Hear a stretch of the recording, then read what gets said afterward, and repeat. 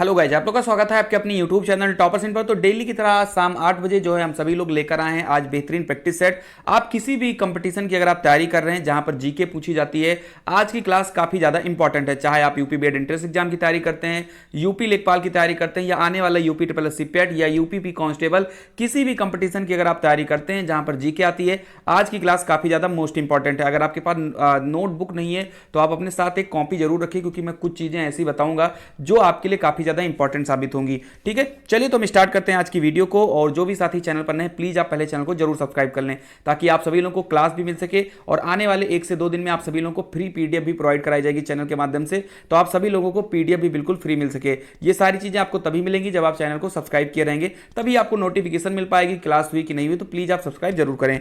तो चलिए स्टार्ट करते हैं पहले क्वेश्चन की तरफ। तो पहला क्वेश्चन आपके स्क्रीन पर आ चुका है कि राष्ट्रीय ध्वज कब अपनाया गया? 12 जुलाई 1947, 12 अगस्त 1947, 22 अगस्त 1947 या 22 जुलाई 1947? बताइए, सभी लोग आंसर जरूर टाइप करें।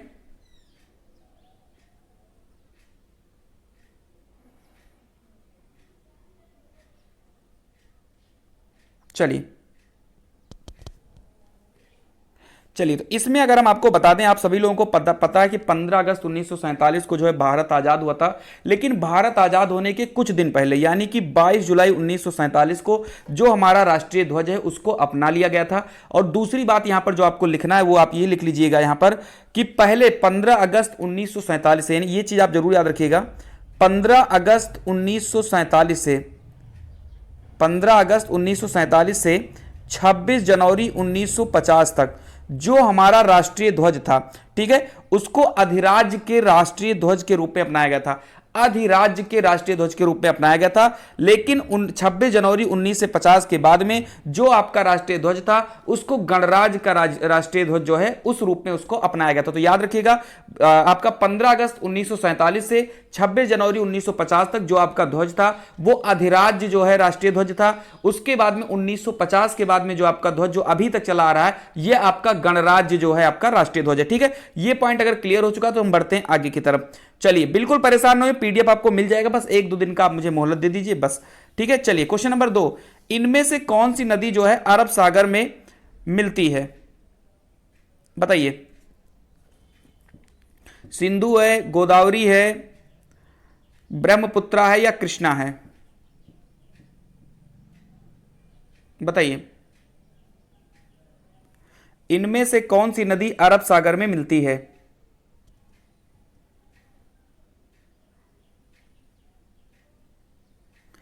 चलिए, तो आपको हम बता दें, अगर क्वेश्चन नंबर 2, तो इसका जो राइट आंसर हो जाएगा वो सिंधु हो जाएगी। काफी ज्यादा इंपॉर्टेंट है, जो अरब सागर में गिरती है। अगर आपके पास कॉपी पेन है तो आप और भी चीजें लिख सकते हैं कि अरब सागर में जो है सिंधु के अलावा आपकी नर्मदा और ताप्ती, ये 2 नदियां भी जो हैं आपके अरब सागर में गिरती हैं। इन दोनों को याद रखना है, सिंधु भी गिरती है, साथ ही साथ आपकी नर्मदा और ताप्ती, ये दोनों भी जो हैं आपके अरब सागर में गिरती है। बाकी जो यहां पर गोदावरी दिया है, ब्रह्मपुत्रा दिया है, कृष्णा दिया है, ये सारी की सारी आपकी अरब सागर में नहीं गिरती हैं। चलिए, तो कॉपी पेन अगर रखे रहोगे तो एक्स्ट्रा फैक्ट भी आपको याद होता चलेगा। क्वेश्चन नंबर 3, निम्नलिखित में से कौन सा भारत की गैर संवैधानिक संस्था है? वित्त आयोग, राज्य मानवाधिकार आयोग, राष्ट्रीय आयोग या चुनाव आयोग? बताइए, निम्नलिखित में से कौन सा भारत की गैर संवैधानिक संस्था थी? क्वेश्चन नंबर 3 पर आ जाइए।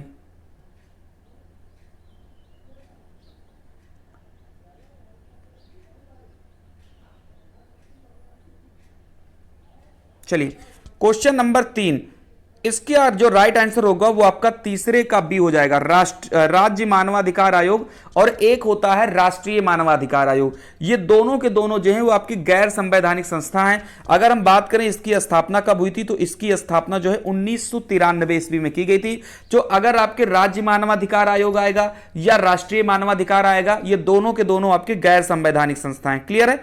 चलिए क्वेश्चन नंबर 4 पर आ जाते हैं। इनमें से कौन उड़ीसा की पारंपरिक चित्रकारी है? बताइए, वर्ली, पट्टचित्र, सांझी या मधुबनी? इनमें से कौन उड़ीसा की पारंपरिक चित्रकारी है? बताइए,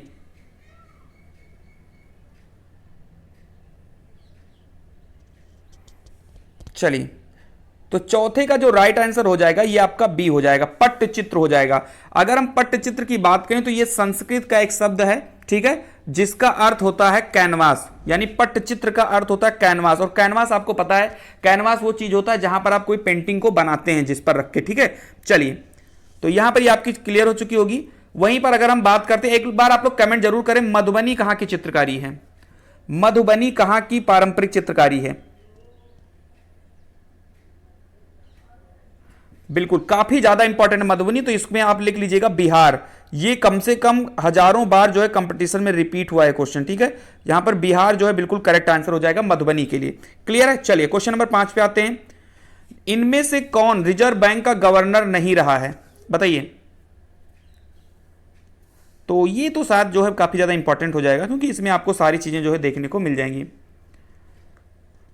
क्वेश्चन नंबर 5, चलिए, तो यहां पर अगर हम बात करें तो क्वेश्चन नंबर 5 का जो है बी आपका बिल्कुल करेक्ट हो जाएगा। चलिए, और अगर हम बात करें सुनील अरोड़ा जी की, ठीक है, सुनील अरोड़ा जी की, तो ये आपके जो है गवर्नर जनरल नहीं है, ये जो है 23वें नंबर के मुख्य चुनाव आयुक्त हैं, ठीक है, सुनील अरोड़ा। बाकी आपका मनमोहन सिंह हो गया, उर्जित पटेल हो गया, रघुराम राजन हो गया, ये सब आपके जो है गवर्नर रह चुके हैं आपके आरबीआई के। क्लियर है यहां तक। चलिए बढ़ते हैं क्वेश्चन नंबर 6 की तरफ।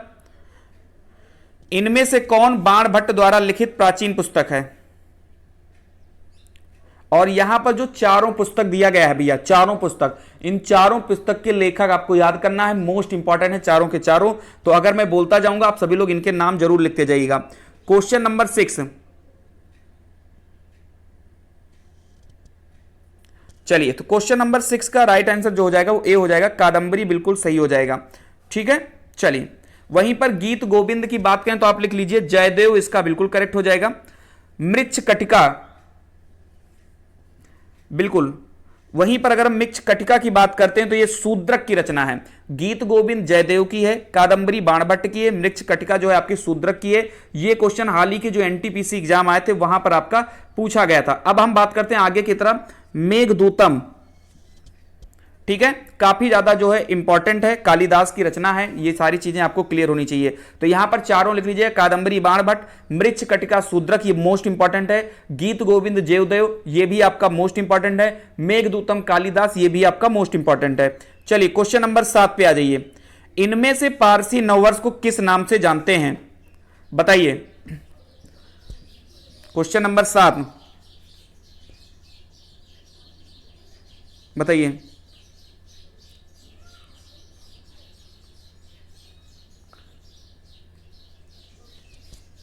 क्वेश्चन नंबर 7, क्वेश्चन नंबर 7 का राइट आंसर बी हो जाएगा। जो आपका पारसी नववर्ष है इसको हम नवरोज के नाम से भी जानते हैं। साथ ही साथ अगर ये पूछ लिया जाए ये कब मनाया जाता है तो ये आपका 21 मार्च, ठीक है, 21 मार्च को मनाया जाता है, या उसके एक दिन पहले 20 मार्च को, या 21 मार्च के एक दिन बाद 22 मार्च को। इसका डेट 21 मार्च होता है, लेकिन ये 20 मार्च को भी मनाया जा सकता है और 22 मार्च को भी मनाया जा सकता है। ये चीज याद रखिएगा, ये पूछा जाता है कि पारसी नववर्ष जो है कब मनाया जाता है, तो नवरोज, पारसी नववर्ष को हम नवरोज के नाम से जानते हैं। और ये त्योहार किसका, तो ईरानियों का ये प्रसिद्ध त्योहार है, याद रखिएगा।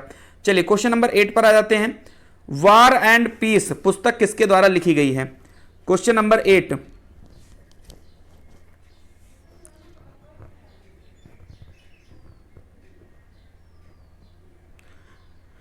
चलिए, तो क्वेश्चन नंबर 8 का राइट आंसर ए हो जाएगा, इसमें कुछ भी एक्सप्लेन करने की आवश्यकता नहीं है। तो वार एंड पीस जो पुस्तक है ये लियो टॉलस्टॉय की है। चलिए क्वेश्चन नंबर 9 पर आते हैं। डेबिट कार्ड पर कितनी संख्याएं होती हैं, क्वेश्चन नंबर 9, बिल्कुल। चलिए, तो इसमें भी हम ज्यादा समय नहीं लेंगे, क्वेश्चन नंबर 9 और इसका राइट आंसर बी हो जाएगा। जो आपका डेबिट कार्ड होता है उसमें 16 डिजिट अंक होते हैं, याद रखिएगा इस चीज को, काफी ज्यादा पूछा भी जा चुका है क्वेश्चन। क्वेश्चन नंबर 10, इनमें से कौन सी घटना लॉर्ड कर्जन से संबंधित है, बंगाल का विभाजन, डूरंड आयोग की स्थापना, भूटान युद्ध, बजट प्रणाली को लागू करना, बताइए। क्वेश्चन नंबर 10, चलिए क्वेश्चन नंबर 10 की अगर हम बात करें तो इसका जो राइट आंसर है वो बंगाल का विभाजन हो जाएगा। जब लॉर्ड कर्जन थे तो उस समय 16 अक्टूबर 1905 को, ठीक है, ईयर लिख लीजिएगा, 16 अक्टूबर 1905 को जो है बंगाल का विभाजन हुआ। उसके बाद में फिर लॉर्ड हार्डिंग द्वितीय जो है उन्होंने शासन संभाला और 1911 ईस्वी में, ठीक है, 1911 ईस्वी में बंगाल के विभाजन को रद्द कर दिया गया। तो आपको दोनों ईयर याद रखने हैं, बंगाल का विभाजन कब हुआ तो 1905 में, और बंगाल का विभाजन रद्द कब हुआ तो 1911 ईस्वी में। क्लियर है यहां पर। चलिए क्वेश्चन नंबर 11 की बात करते हैं। समय परीक्षण, टाइम ट्रायल, इनमें से किस खेल से संबंधित है? चलिए समय परीक्षण किस खेल से संबंधित है? क्वेश्चन नंबर 11, बिल्कुल, तो ये साइकिलिंग से संबंधित है। ठीक है, तो 11 का राइट आंसर ए हो जाएगा, बिल्कुल करेक्ट। चलिए क्वेश्चन नंबर 12, नर्मदा नदी पर कौन सा बांध है? अधिया बांध, हीराकुंड बांध, सरदार सरोवर बांध या टिहरी बांध? ये सारे के सारे आपको लिखने हैं कि कौन कहां पर है, पूछे जाते हैं क्वेश्चन। क्वेश्चन नंबर 12 और काफी इजी भी है, और हमें यहां पर जो है बिल्कुल सारे के सारे बांध हमें आने चाहिए। चलिए तो इसका तो मैं पहले राइट आंसर आपको बता देता हूं। तो 12 का जो राइट आंसर हो जाएगा सी, सरदार सरोवर बांध हो जाएगा। ठीक है, नर्मदा नदी के किनारे जो है आपका ये बना हुआ है, और यहीं पर आप सभी लोगों की स्टैच्यू ऑफ यूनिटी भी जो है नर्मदा नदी के जस्ट किनारे बनी है, 183 मीटर की, याद रखना है। अब हम बात कर लेते हैं टिहरी बांध किस नदी पर है। चलिए टिहरी बांध, अगर हम टिहरी बांध की बात करते हैं तो यह भारत का सबसे ऊंचा तथा विशालकाय बांध है। ठीक है, बिल्कुल, जो कि भागीरथी नदी पर है। अगर टिहरी बांध की हम बात करते हैं तो भागीरथी नदी पर है, और यह भारत का सबसे ऊंचा बांध है। इसको लिखते हुए आप चलिएगा। अगले क्वेश्चन की अगर हम बात करें, हीराकुंड बांध किस नदी पर है? हीराकुंड बांध किस नदी पर है? अगर आपको पता है तो आप आंसर जरूर टाइप करें। बिल्कुल, तो हीराकुंड बांध आपका जो है जाएगा ये महानदी पर है, और आपका उड़ीसा में स्थित है, इसको भी याद रखिएगा। चलिए क्वेश्चन नंबर 13 पर आ जाते हैं। भारतीय संविधान में कितनी अनुसूचियां हैं? काफी ज्यादा इंपॉर्टेंट है और शायद इजी भी होगा मेरे हिसाब से। चलिए भारतीय संविधान में कितनी अनुसूचियां हैं? Question number 13। चलिए तो इसका राइट आंसर जो है आपका जो है 13 का जो है बी हो जाएगा। 12 जो है अनुसूची हैं। पहले जो है इसमें 8 अनुसूची थी, उसके बाद 9वीं अनुसूची को जोड़ा गया आपके 1951 ईस्वी में, उसके बाद 10वीं, उसके बाद 11वीं और उसके बाद 12वीं आपकी जोड़ दी गई। क्लियर है। चलिए क्वेश्चन नंबर 14, जनगणना 2011 के अनुसार भारत का जनघनत्व कितना है? काफी ज्यादा इंपॉर्टेंट है। क्वेश्चन नंबर 14,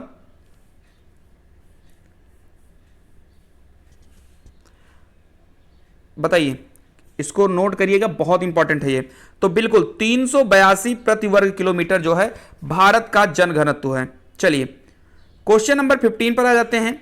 इलेक्ट्रॉन की खोज किसने की थी? ये तो शायद बहुत इजी क्वेश्चन होगा, बट चलिए रिपीट बहुत बार हुआ है तो क्वेश्चन इंपॉर्टेंट है। इलेक्ट्रॉन की खोज किसने की? जे थॉमसन, जेम्स चैडविक, ई रदरफोर्ड या ई गोल्डस्टीन? Question number 15। चलिए तो इसका राइट आंसर जो है आपका जे थॉमसन हो जाएगा। वहीं पर न्यूट्रॉन की खोज आपकी चैडविक ने की थी, प्रोटॉन की खोज आपकी रदरफोर्ड ने की थी। चलिए अब हम बात कर लेते हैं गोल्डस्टीन ने किसकी खोज की थी। अगर आपको पता है तो आंसर जरूर टाइप करिए। गोल्डस्टीन ने किस चीज की खोज की थी?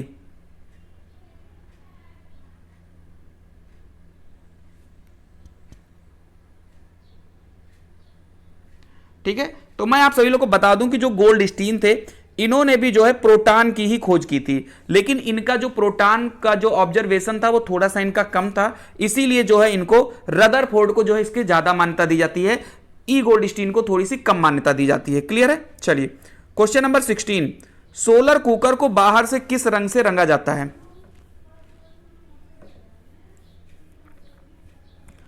बिल्कुल, बहुत बढ़िया, तो काला रंग इसका करेक्ट हो जाएगा सोलर कुकर को, ताकि जो है धूप की रोशनी ज्यादा जो है ऑब्जर्व हो और आपका खाना जो है वो जल्दी पक जाए। ठीक है। चलिए क्वेश्चन नंबर 17, इनमें से किस वंश की स्थापना कुतुबुद्दीन ऐबक ने की थी? बताइए। कॉपी पेन है तो जरूर लिख लीजिएगा अगर आपको नहीं पता है। ये चारों वंश जो है लिखे हैं कि इसके संस्थापक कौन थे। तो अगर हम बात करते हैं कुतुबुद्दीन ऐबक की, क्वेश्चन नंबर 17 की, बिल्कुल, तो इन्होंने जो है गुलाम वंश की अगर हम बात करते हैं तो गुलाम वंश पूरे 84 साल चला था। 1206 से 1290 साल तक जो है आपका गुलाम वंश चला था, और गुलाम वंश के संस्थापक जो है कुतुबुद्दीन ऐबक थे। 1206 से 1210 यानी कि मात्र ये 4 साल शासन किए थे। उसके बाद पोलो खेलते वक्त जो है ये घोड़े से गिर गए थे और इनकी मृत्यु हो गई थी। सुंग वंश की पुष्यमित्र सुंग ने की थी, नंद वंश की महापद्म नंद ने की थी, और चेर साम्राज्य की अगर हम बात करते हैं तो उदाइन जेरल जो है इनको माना जाता है। क्लियर है? चलिए, उदाइन जेरल। क्वेश्चन नंबर 18, भारतीय संविधान के किस अनुच्छेद के तहत हिंदी को आधिकारिक राजभाषा घोषित किया गया?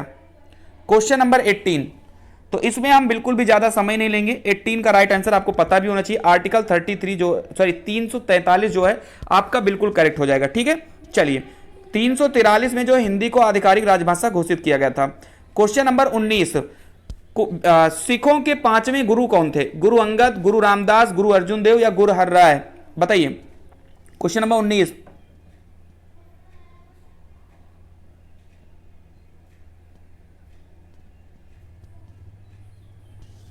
चलिए, तो क्वेश्चन नंबर 19 का आपका सी हो जाएगा।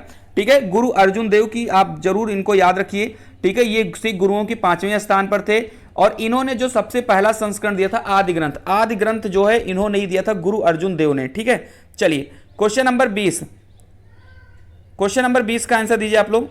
इनमें से किस राष्ट्र की असाई मात्रक का नाम ब्लेज पास्कल के नाम पर है? बताइए। क्वेश्चन नंबर 20 काफी ज्यादा इजी है। इनमें से किस राष्ट्र की असाई मात्रक का नाम ब्लेज पास्कल के नाम पर है? क्वेश्चन नंबर 20 का आंसर दीजिए। बिल्कुल, तो दाब इसका बिल्कुल करेक्ट हो जाएगा, यानी कि आपका क्वेश्चन नंबर 20 का जो है बी बिल्कुल करेक्ट हो जाएगा।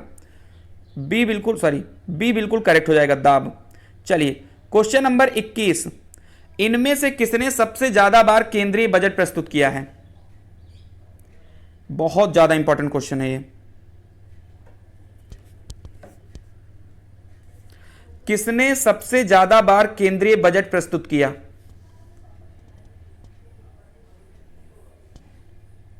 चलिए क्वेश्चन नंबर 21, इसका राइट आंसर जो है मोरारजी देसाई हो जाएगा, क्योंकि मोरारजी देसाई की अगर हम बात करें तो ये 1958 से 1963 तक जो है भारत के वित्त मंत्री रह चुके हैं। ठीक है, तो याद रखिएगा, इंपॉर्टेंट है। क्वेश्चन नंबर 22, इनमें से किसकी कोशिका में नाभिक के अलावा डीएनए होता है? साइंस का क्वेश्चन है, काफी ज्यादा इंपॉर्टेंट क्वेश्चन है, जल्दी बताइए इसका आंसर। क्वेश्चन नंबर 22, बिल्कुल, तो इसका राइट आंसर जो है सी, यानी कि माइटोकॉन्ड्रिया बिल्कुल करेक्ट हो जाएगा। ठीक है, चलिए क्वेश्चन नंबर 23 पर आ जाते हैं। इनमें से किस राज्य में पीट या दलदली मृदा मुख्य रूप से नहीं पाई जाती है? 23, पीट मृदा या दलदली मृदा मुख्य रूप से नहीं पाई जाती है। क्वेश्चन नंबर 23 की बात करें तो केरल में भी पाई जाती है, उड़ीसा में भी पाई जाती है, पश्चिम बंगाल में भी पाई जाती है, मध्य प्रदेश में नहीं पाई जाती। ठीक है, मध्य प्रदेश में अगर हम बात करें तो यहां पर जो है दलहनी फसलें थोड़ी सी ज्यादा होती हैं। चलिए क्वेश्चन नंबर 24, जल में उपस्थित किस तत्व के कारण कैंसर हो सकता है? आर्सेनिक, लौह, क्लोरीन या फ्लोरीन?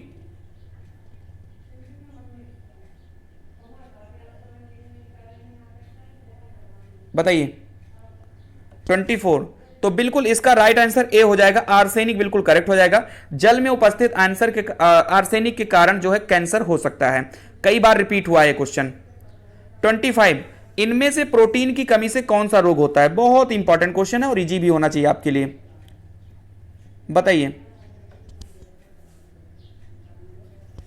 25, तो 25 का ए बिल्कुल करेक्ट हो जाएगा, क्वासियोरकर बिल्कुल सही आंसर हो जाएगा। चलिए क्वेश्चन नंबर 26, महाजनपद के राजा महल बनवाते थे अस्थिरता देने के लिए, सुरक्षा के लिए, बाजारीकरण के लिए या गम्यता के लिए? 26, महाजनपद के राजा महल बनवाते थे क्या करने के लिए? अस्थिरता के लिए, सुरक्षा के लिए, बाजारीकरण के लिए या गम्यता के लिए? बिल्कुल सुरक्षा के लिए बनवाते थे। बड़ा बड़ा महल इसलिए बनवाते थे कि कोई शत्रु जो है अटैक ना कर सके, दीवार तोड़ कर ना आ सके, और बड़ी बड़ी जो है चहर दीवारी भी बनाई जाती थी कि बाहर से कोई जो है दीवारों को ना तोड़ सके। ठीक है, चलिए, या उसको दीवारों को जो है चढ़कर ना आ सके, तो इसलिए जो है बनवाया जाता था। 27, चौरी चौरा घटना कब हुई थी? क्वेश्चन नंबर 27, बताइए। बताइए चौरी चौरा घटना चलिए, तो ये दिन था आपका 5 फरवरी 1922 का वो दिन था जिसमें असहयोग आंदोलनकारियों ने, आपको पता होना चाहिए कि जो असहयोग आंदोलन था वो 1920 में शुरू हुआ। असहयोग आंदोलनकारियों ने चौरी चौरा में, जो कि एक पुलिस थाना था वहां पर, जिसमें उन लोगों ने आग लगा दी थी, और इससे दुखी होकर 1922 ईस्वी में महात्मा गांधी जी ने असहयोग आंदोलन को वापस ले लिया था। चलिए, क्वेश्चन नंबर 28 पर आते हैं। ग्रामीण रोजगार सृजन कार्यक्रम किस वर्ष शुरू हुई? 28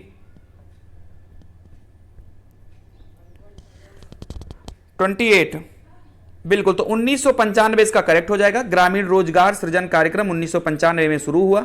काफी इंपॉर्टेंट क्वेश्चन है। 29 पर आ जाइए। लिंग ऑफ फायर, सॉरी ये यहां पर गलत हो जाएगा, विंग ऑफ फायर होना चाहिए था।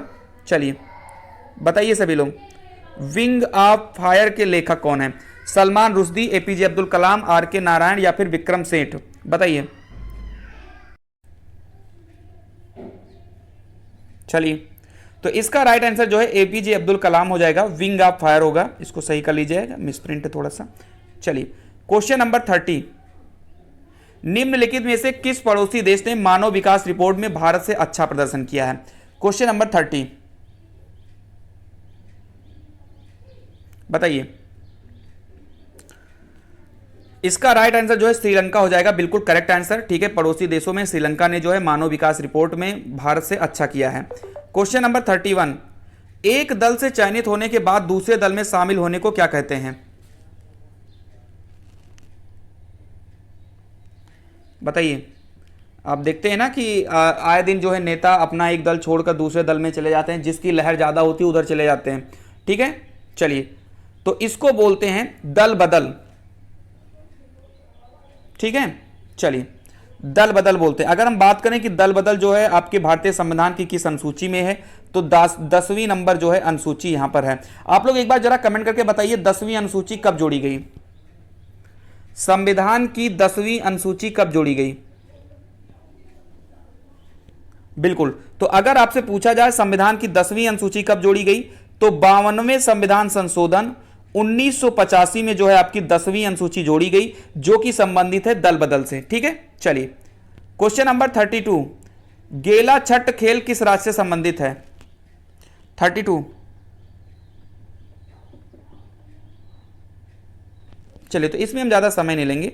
ये त्रिपुरा का खेल है गेला छठ। ठीक है, याद रखिएगा, पूछा जा चुका है एग्जाम में, तो जो क्वेश्चन पहले पूछा जा चुका है वो आगे भी पूछा जा सकता है। चलिए, तो इंपॉर्टेंट है। Question number 33। इनमें से उद्देशिका का कौन सा शब्द हमें एक परिवार के सदस्य होने की भावना को प्रदर्शित करता है? बताइए। 33। न्याय, प्रजातंत्र, भाईचारा या समानता? 33। बिल्कुल, तो जो बंधुत्व शब्द है, भाईचारा जो शब्द है, वो सभी को एक साथ या एक परिवार के सदस्य होने की भावना प्रकट करता है। समझ में आई बात? चलिए, क्वेश्चन नंबर 34। विश्वनाथ आनंद को किस वर्ष पद्म विभूषण दिया गया? 34। यह भी काफी ज्यादा इंपॉर्टेंट है।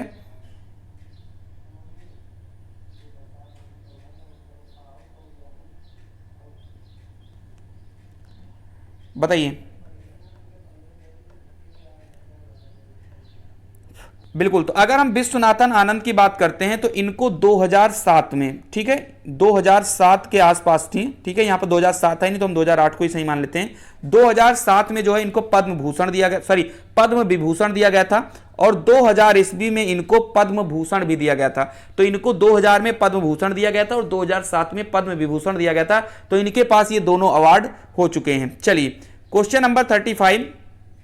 निम्नलिखित में से किस राज्य में दबु छपाई की जाती है, जिसमें मिट्टी को लचीले खांचों में डालकर डाई में डुबोया जाता है?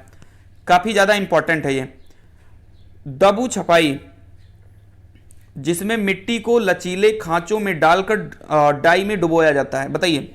35। चलिए, तो इसका राइट आंसर ए हो जाएगा, राजस्थान जो है बिल्कुल करेक्ट आंसर इसका हो जाएगा। चलिए, क्वेश्चन नंबर 36 पर आ जाते हैं। अगर आपको वीडियो पसंद आई हो और अगर आपको क्वेश्चन अच्छा लगा हो तो प्लीज आप वीडियो को जरूर लाइक करें। लाइक करने में पैसे नहीं लगते हैं यार, प्लीज अगर आप लाइक करेंगे मोटिवेशन मिलेगी। ठीक है, तो लाइक कर सकते हो। वैसे भी आप लोग फेसबुक इंस्टा पर तो वैसे भी फालतू लोगों को लाइक करते रहते हैं, तो यहाँ तो कुछ काम की चीजें मिल रही हैं, तो एक बार लाइक कर दीजिए। ठीक है, आप सभी लोग बिल्कुल कुछ ना कुछ करते रहिए। अगर कमेंट करोगे, लाइक करोगे तो आप सक्रिय रहोगे पढ़ाई के वक्त, ठीक है, बिल्कुल सक्रिय रहोगे। कॉपी पेन लेकर अगर आप मेरी क्लास करोगे तो आपको डेफिनेटली आने वाले एग्जाम में बहुत ज्यादा फायदा होने वाला है, क्योंकि जो एक्स्ट्रा फैक्ट बताए जा रहे हैं ये सब एग्जाम में आए हुए चीजें हैं। चलिए तो बताइए यहां पर कि लोकसभा चुनाव के लिए उम्मीदवार बनने की न्यूनतम आयु सीमा क्या है, बताइए। आपको हम बता दें कि जो हमारा लोकसभा है ये आर्टिकल नंबर 81 में है, ठीक है, और संसद के दोनों सदनों में से ये आपका निम्न सदन है क्योंकि ये भंग हुआ करता है। और लोकसभा चुनाव के लिए जो न्यूनतम आयु सीमा होती है वो 25 साल होती है। क्लियर है। यहां पर वोट डालने की न्यूनतम सीमा 18 साल होती है। राज्यसभा सदस्य चुने जाने की न्यूनतम सीमा 30 साल होती है। राष्ट्रपति बनने की न्यूनतम आयु सीमा 35 साल होती है। उपराष्ट्रपति बनने की न्यूनतम सीमा 35 साल होती है। तो ये थोड़े से याद रखिएगा। चलिए क्वेश्चन नंबर 37, सोलर कुकर को बाहर से किस रंग से रंगा जाता है। ये क्वेश्चन शायद अभी हो चुका है तो इसको हम नहीं करेंगे, रिपीट है, काला आपका राइट आंसर हो जाएगा। क्वेश्चन नंबर 38, नर्मदा नदी पर कौन सा बांध है। ये भी काफी ज्यादा इंपॉर्टेंट है, ये भी क्वेश्चन रिपीट हुआ है। सरदार सरोवर बांध है, नर्मदा नदी पर जो है स्थित है। चलिए वहीं पर हम हीराकुंड की बात करें तो ये महानदी पर उड़ीसा में स्थित है। टिहरी बांध जो कि भारत का सबसे ऊंचा बांध है, ये आपका भागीरथी नदी पर जो है स्थित है। क्वेश्चन नंबर 39, देखो यहां पर अब क्वेश्चन रिपीट होना शुरू हो चुके हैं, ठीक है। तो निम्नलिखित में से कौन सी भारत की गैर संवैधानिक संस्था, हमने बात कर लिया है इसको, राज्य मानवाधिकार आयोग या फिर राष्ट्र मानवाधिकार आयोग, जो भी होगा सही हो जाएगा। अब आते हैं क्वेश्चन नंबर 40 की तरफ। निम्नलिखित में से कौन सा बायोगैस का प्रसिद्ध नाम है। यूरेनियम, पेट्रोलियम, गोबर गैस या कोयला। ये आज का अंतिम क्वेश्चन है। अगर आपको क्वेश्चन अच्छे लगे हैं तो प्लीज आप वीडियो को बिना लाइक किए हुए मत जाइएगा, रिक्वेस्ट है आपसे। और अगर आप चैनल पर नए हैं और आप चाहते हैं ऐसे ही फ्री क्लासेस, फ्री पीडीएफ सब कुछ लेना आप, तो प्लीज आप लोग चैनल को सब्सक्राइब किए रहें ताकि आपको हर एक चीज बिल्कुल सही तरीके से मिल सके। तो इसका राइट आंसर जो है गोबर गैस हो जाएगा। 40 का राइट आंसर गोबर गैस। चलिए इसमें मीथेन की मात्रा थोड़ी ज्यादा होती है, याद रखिएगा। तो ये रहे आज के कुछ इंपॉर्टेंट क्वेश्चन जो कि रिपीट हुए हैं बार बार एग्जाम में। तो अगर क्लास अच्छी लगी तो वीडियो को लाइक करें, और अगर चैनल पर नए हैं तो बिना सब्सक्राइब किए प्लीज मत जाइएगा। मिलते हैं अगली वीडियो में, तब तक के लिए खुश रहिए, मस्त रहिए। जय हिंद, जय भारत।